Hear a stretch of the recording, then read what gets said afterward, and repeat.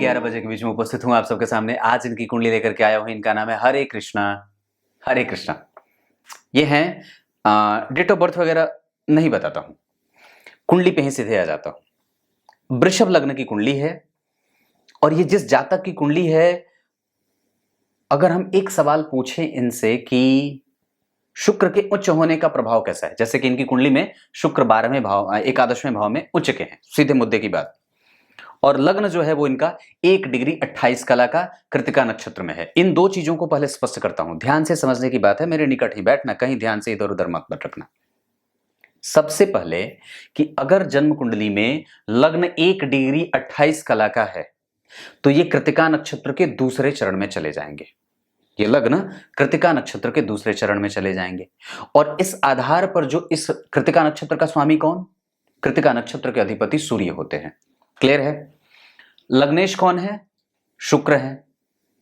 अब ध्यान से समझने की बात है कि जिस नक्षत्र में व्यक्ति का लग्न बना है और जिस राशि में व्यक्ति का वो लग्न बन रहा है, जो राशि बन रही है, वो जो नक्षत्र बन रहा है, वो दोनों के अधिपति परस्पर शत्रु हैं, शुक्र और सूर्य। क्योंकि सूर्य जो है वो वस्तुतः भौतिकीय दृष्टिकोण नहीं रख करके आध्यात्मिक और नेचुरल प्लैनेट कहा जाता है, एक ऐसा ग्रह जो सर्वाधिक तरीके से व्यक्ति को नैतिकीय तत्वों से जोड़ करके रखता है, व्यक्ति का मोरल एजुकेशन और मोरल वैल्यू, जिससे कि नैतिक शिक्षा कही जा सकती है। दूसरे नंबर पे अगर हम ये तो बात सूर्य की रही, तो व्यक्ति को वो एक ऐसी दशा जहां पे अगर लग्न के अधिपति और नक्षत्र के अधिपति, ये लग्न बलवान है, ये लग्न बली है, एक अंश से ऊपर का लग्न है, बली है, उसके पास बल है, परंतु चूंकि नक्षत्र और लग्न के अधिपति परम शत्रु होते हैं, इस वजह से इस कुंडली में जब शुक्र और सूर्य की दशा चलेगी तो कष्ट, समस्या, परेशानी, अब ये जिन जिन चीजों के कारक होते हैं, जैसे सूर्य का कारक क्षेत्र आप देख लो, लक्ष्मी हो जाए, आत्मबल हो जाए, आत्मविश्वास हो जाए, धन की प्राप्ति के बारे में, या फिर आपके बॉस के साथ संबंध, हर एक चीज स्वास्थ्य से संबंधित सूर्य का जो जो कारक क्षेत्र होता है, बाल, नेत्र, पेट, पीठ, सब चीज परेशान। और शुक्र जो लग्न के अधिपति हैं, वो आप आमतौर पे देखोगे तो क्या कहेंगे आप कि लग्नेश तो उच्च के हैं और वो भी लाभ भाव में। पर जब गंभीरता से अध्ययन करते हैं तो ध्यान से समझने की बात ये आ जाती है कि व्यक्ति की कुंडली के लग्नेश उच्च के होकर के जन्म कुंडली में, ध्यान से समझने की बात है कि इससे 8वें राहु बैठा है। और एक बात बताऊं, बड़ी गंभीर बताता हूं, जब लग्नेश उच्च के हों, विशेषतया वृषभ लग्न की बात करता हूं, ये इस कुंडली की खाली बात है, ये प्रत्येक कुंडली की बात नहीं है। लग्नेश उच्च के और उच्च के होकर के उनसे 8वें भाव में एक पापक ग्रह, अगर कोई भी ग्रह बैठा हो, शनि, मंगल, राहु, केतु, तो ये सबसे ज्यादा जो चोट करते हैं वो दांपत्य पे करते हैं, मार देते हैं। या दूसरी बात, उसमें इतना ज्यादा रस दे देते हैं कि झेलना मुश्किल हो जाता है। अब ये कब होगा? तो शुक्र की दशा में, और जातक की कुंडली में अभी दशा शुक्र की ही चल रही है। ये पहली बात। दूसरी, इसकी वजहें क्या क्या हो सकती हैं? जब इस बात पे गौर करते हैं तो व्यक्ति की कुंडली में एक बात मैंने बहुत पहले कही थी, जब बहुत पुराने कार्यक्रम में, करीब वो 100 से 150वां कार्यक्रम था, मुझे याद नहीं है, लेकिन एक बात कही थी कि अगर व्यक्ति की कुंडली में सूर्य या शुक्र उच्च के हों और अगर शुक्र पे किसी भी बहुत अच्छे ग्रह का असर ना हो रहा हो तो निसंदेह दांपत्य को सबसे पहले तोड़ता है। शुक्र उच्च के होंगे तो एक बात बड़ी अच्छी है, व्यक्ति का प्रोफेशनल कैरियर बड़ा बेहतर होता है, लेकिन दूसरी तरफ उसकी जो चोट होती है वो सबसे ज्यादा दांपत्य पे पड़ती है। पर्दे के पीछे का जो जीवन होता है ना, वो बड़ा रोगाणु या रोग से युक्त हो जाता है, विषाणु लग जाते हैं उसे। क्यों ऐसा हो सकता है? अब इसमें समस्या कहां हो सकती है बताऊं? बताता हूं। शुक्र उच्च के हैं और उत्तरा भाद्रपद नक्षत्र में बैठे हैं। अब एक बात और भी गौर करने की है कि इस स्थिति में अगर हम और भी निकट से समझते हैं तो इसमें चोट दो तीन चीजों पे लग सकती है। जैसे व्यक्ति जो है वो कई स्त्रियों के संपर्क में आ जाता है, कामी हो जाता है, क्योंकि शुक्र उच्च के हैं। अवस्था में अगर बात करता हूं तो ये जो डिग्री में है वो डिग्री के आधार पर ये डिग्री वृद्ध है, यानी कि ऐसा नहीं है कि दाम्पत्य को टूटा जाए या तोड़ा जाए या बचा दिया जाए। मैं इतनी बात कहूंगा कि समझदारी से ये निर्णय आपको लेना होगा कि आप किसके प्रति समर्पित हो। दूसरी बात है, ये शुक्र जब उच्च के हैं और ग्रह वृद्ध अवस्था का है तो अपनी दशा में अपना पूरा निगेटिव देने का प्रयास करेगा, बस बच जाने का प्रयास करिए। एक बात और है, इस कुंडली के लिए सबसे अच्छे प्लैनेट के रूप में शनि बनते हैं और उनका संबंध देखिए मंगल से बन रहा है। शनि ने मंगल को देखा है, मंगल ने शनि को देखा है। ऐसी स्थिति में व्यक्ति के जीवन में कई लोग आ जाते हैं जिसके कारण उसका दाम्पत्य और उसका खुद का घर नुकसान में जाने लगता है।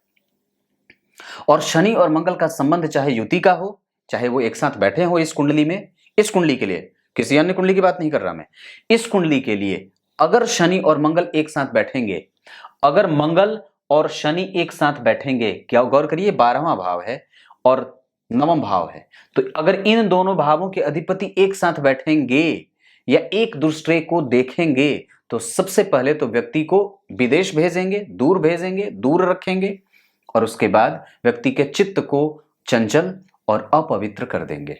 यह दूसरी बात है।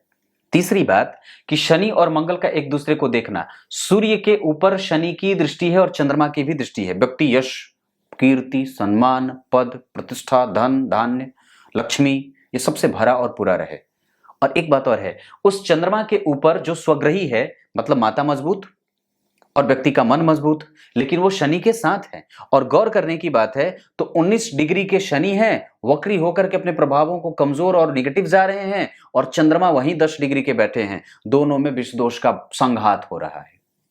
9 डिग्री है ना दोनों के बीच में अंतर। और चंद्रमा जो है वो पुष्य नक्षत्र के हैं जिसके अधिपति शनि, याद रखिएगा नक्षत्र के जो देवता हैं, ये नक्षत्र शनि, पुष्य जो है वो शनि का नक्षत्र है, लेकिन उसका जो देवता है वो देवगुरु बृहस्पति, वो स्वयं 12वें और राहु केतु के संपर्क में।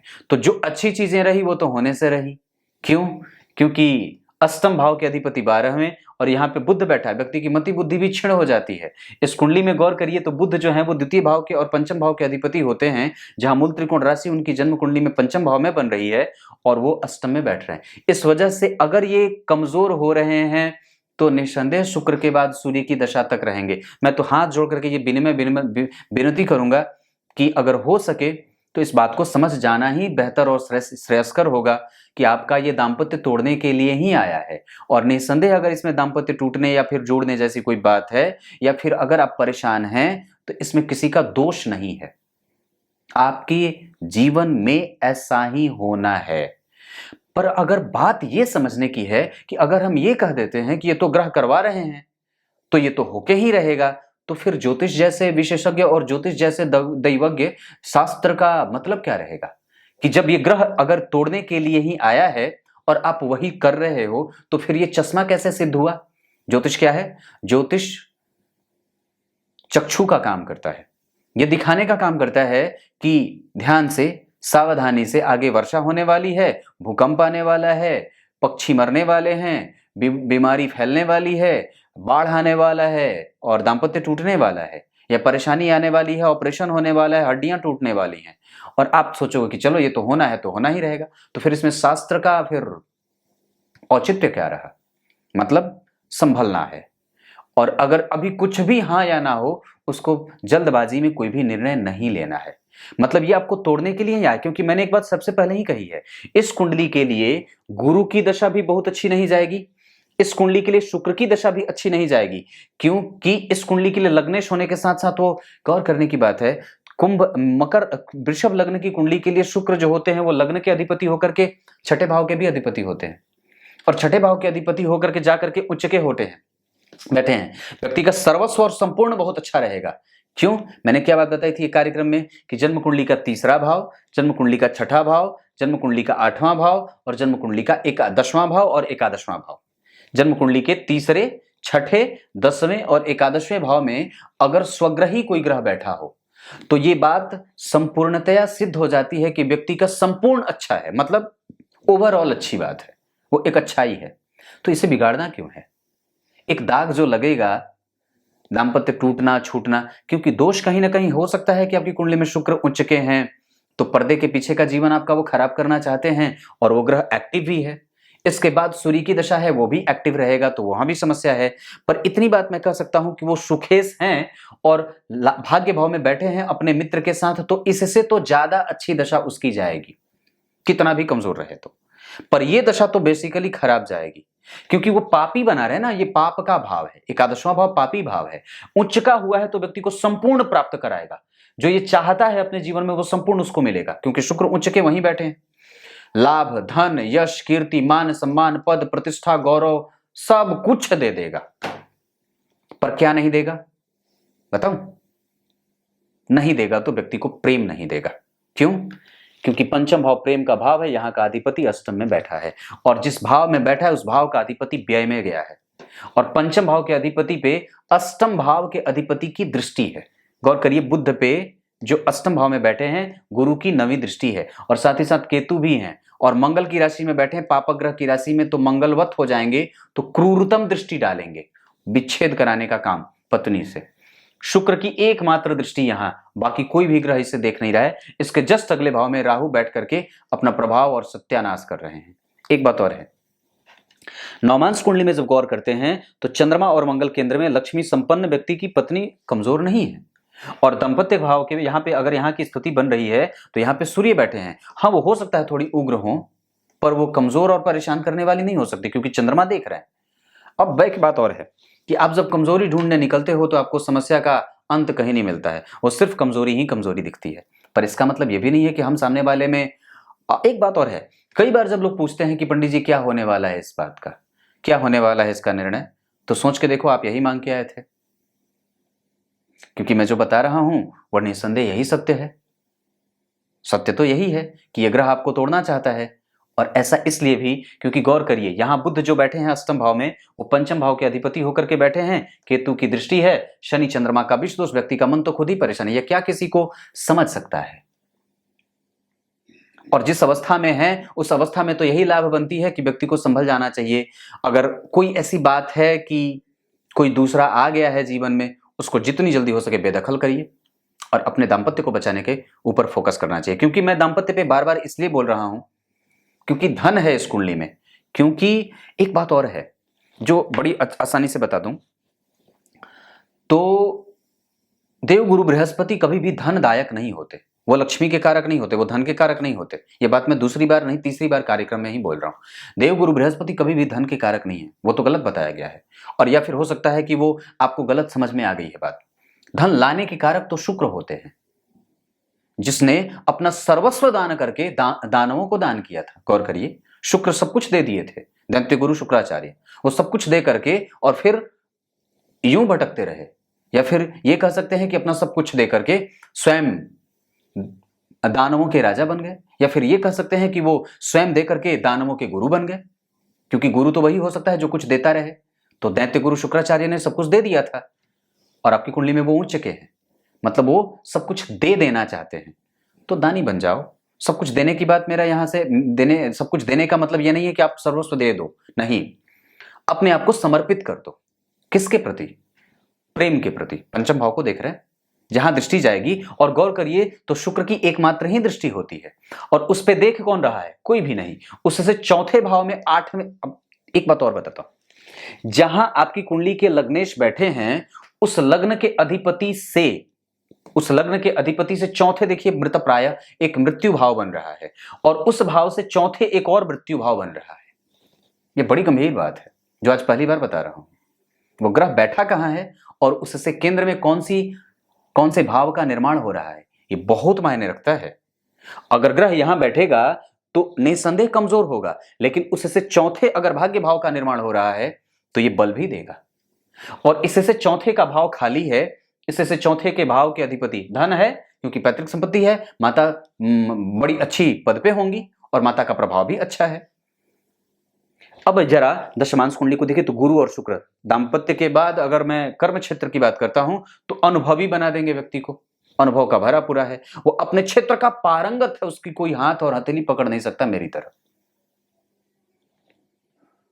गर्व की बात नहीं कर रहा, ये ऐसे ही बात है। तो व्यक्ति जो है वो पूरा पारंगत है, चाहे वो जिस क्षेत्र में भी काम करे। और वैसे व्यक्ति की कुंडली में चतुर्थ स्थान के अधिपति को ध्यान से समझने की बात है, चतुर्थ स्थान के अधिपति मंगल जैसे ग्रह के साथ है जो व्ययेश है। इस कुंडली के लिए वो मारक होता है। तो चतुर्थ स्थान क्या है? सुख, संपत्ति, स्थान, माता, पिता, पुत्र, पत्नी, सब कुछ मानसिक सुख है, यहीं से देखा जाता है। इसके पीछे विष दोष लगा है, उसका व्यय या उसका सुख, उसका भोग।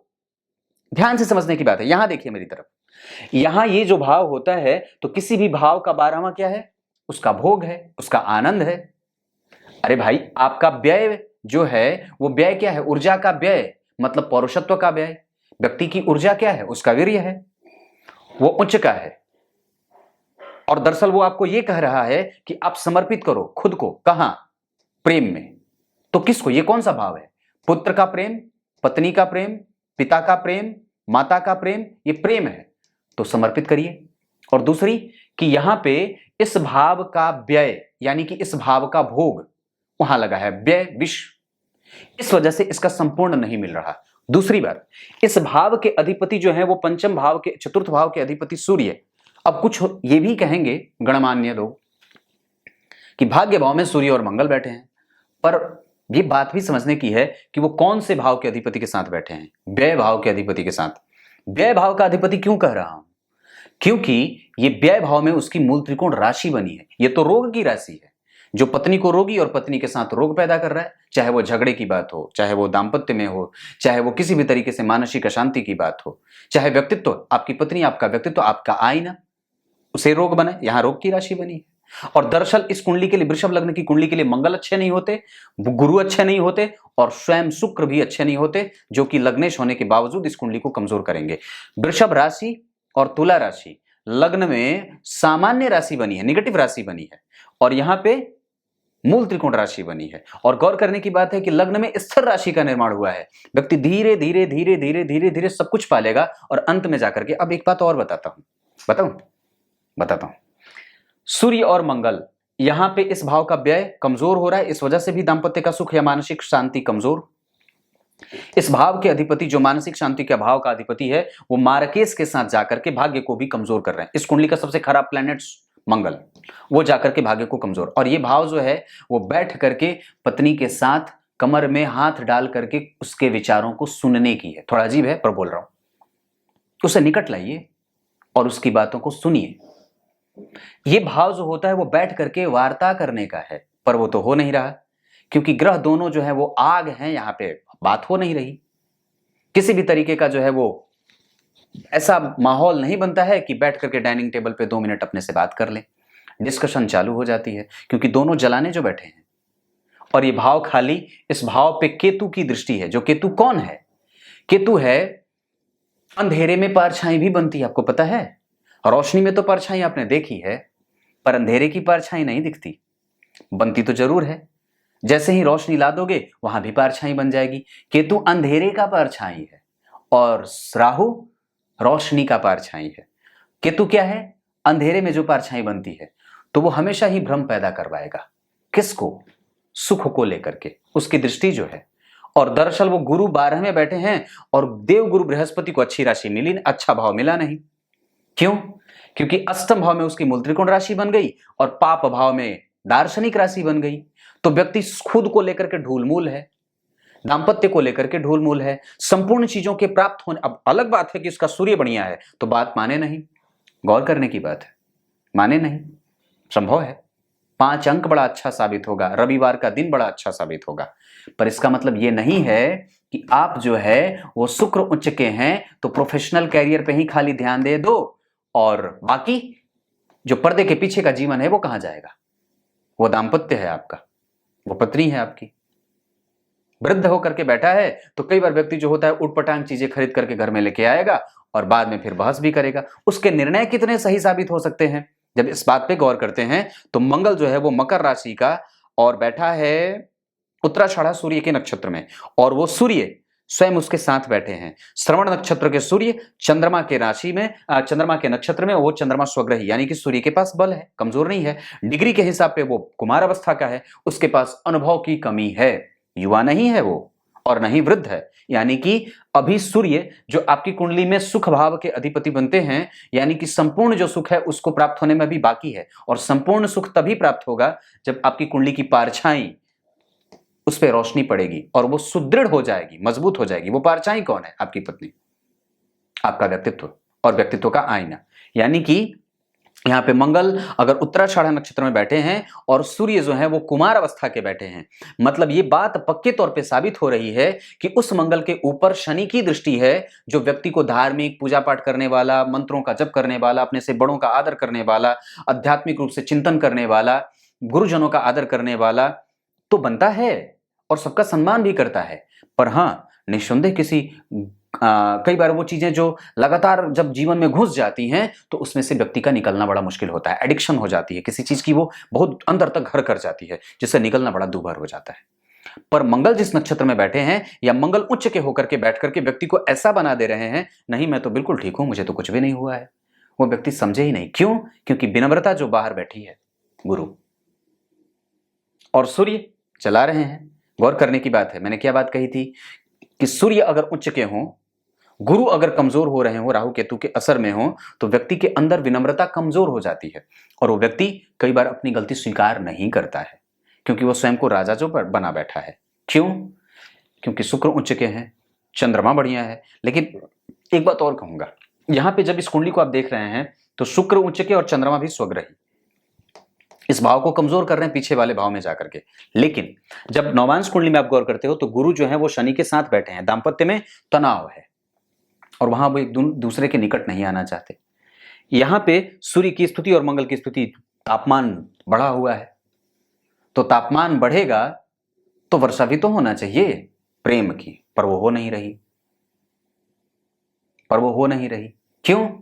क्योंकि शुक्र वर्षा के कारक होते हैं, शुक्र वर्षा के कारक होते हैं। और गौर करना, जब प्रेम चरम पे होता है तभी वीर्य का पात होता है। तो शुक्र जो है वो वृद्ध है, वो गंभीर नहीं है, वो कमजोर है, इस वजह से वर्षा हो नहीं रही। वो न तो चरम पे पहुंच रहे हैं न पहुंचने दे रहे हैं, तो व्यक्ति का मेल नहीं हो रहा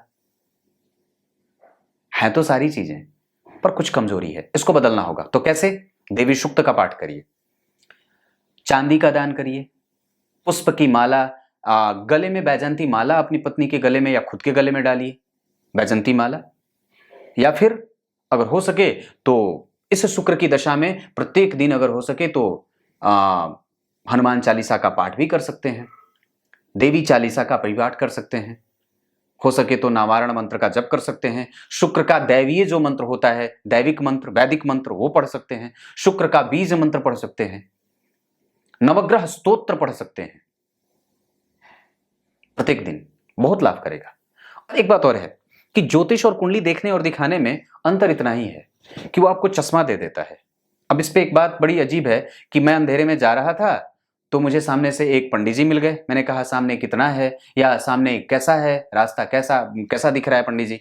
तो बोले कि भयंकर तूफान आने वाला है तो संभल के जाना।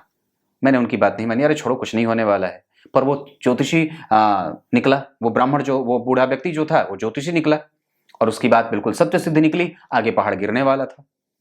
पर आप तो माने नहीं, चश्मा लगाने से बचे और सोचे कि नहीं मैं तो यूं ही मेरे नेत्र पे भरोसे, मैं नेत्र के भरोसे मैं बढ़ जाऊंगा। पर वो बढ़ने नहीं देगा, क्योंकि वो देख के बैठा है। क्योंकि प्रकृति में कोई भी घटनाएं ऐसे और यूं ही नहीं होती है, उसके कुछ न कुछ कारण और कुछ न कुछ उसके प्रभाव होते हैं, ये बात है। तो अभी इस कुंडली में शुक्र के बाद सूर्य की दशा तक व्यक्ति को कमजोरी मिलेगी। दूसरी बात, अगर और भी निकटता से देखूं तो इनकी कुंडली के आधार पर मैं एक बात और कहूं तो दरअसल चंद्रमा भी जो है वो ठीक नहीं है। शुक्ल पक्ष के इनकी कुंडली में जो चंद्रमा है वो बनते हैं, चंद्रमा कहां बैठे हैं? चंद्रमा बैठे हैं कर्क राशि में, और इस आधार पर वो शुक्ल पक्ष के पूर्णिमा के हो जाएंगे, क्योंकि वो उनको देख रहे हैं सूर्य। तो ऐसी स्थिति में जब सूर्य देखेंगे तो शुक्ल पक्ष के पूर्णिमा के चंद्रमा अब कृष्ण पक्ष की तरफ बढ़ रहे हैं, तो ये मन को भी विचलित करने का एक कारण बन जाता है। तो कई बार ये भी चीजें दिखती हैं, इसको भी समझना होगा। मैं एक बात और कहता हूं, मंगल, बुध और गुरु तीनों मृतप्राय हैं। ये कुंडली और व्यक्ति का व्यक्तित्व कमजोर हो रहा है, इसको थोड़ा और बढ़ाना होगा। हनुमान चालीसा का पाठ, और कुमार अवस्था के सूर्य और चंद्रमा वृद्ध हैं, शिव जी की आराधना, सबसे बढ़िया नवग्रह स्तोत्र और शुक्र के बीज मंत्र का जप, इससे बढ़िया कुछ नहीं हो सकता इस कुंडली के लिए। और हनुमान चालीसा का प्रत्येक दिन पाठ। कर्क राशि है, ढैया और साढ़े साती का कोई असर है नहीं, लेकिन अभी दशा कमजोर है लग्नेश होने के बावजूद। कई बार ये बात दिखती है कि लग्नेश की दशा में भी व्यक्ति क्यों कमजोर हो जाता है, तो वो अक्षरशः ये बात सिद्ध हो रही है। व्यक्ति परेशान हो सकता है अभी, और सूर्य की दशा तक। सूर्य की दशा शुक्र से तो अच्छी जाएगी, क्योंकि होरा कुंडली में अगर मैं देख रहा हूं तो वहां पे सूर्य मेहनत करवाएंगे, पराक्रम करवाएंगे, बल देंगे, ढाढ़स साहस सब कुछ देंगे और प्राप्त भी करवाएंगे, मील का पत्थर साबित हो सकता है। लेकिन ये शुक्र की दशा थोड़ी चिंतनीय है, वो ढूल मूल जा रही है, बस कुछ विशेष नहीं हो रहा है और कुछ दिख नहीं रहा है, मन में भौरा जो है वो बेध रहा है। कुछ इसी तरीके से आज के कार्यक्रम का समापन करते हैं। ये कुंडली किसी ऐसे व्यक्ति की है जिसको मैं ना नहीं कर सकता था। तब तक के लिए बहुत बहुत नमस्कार।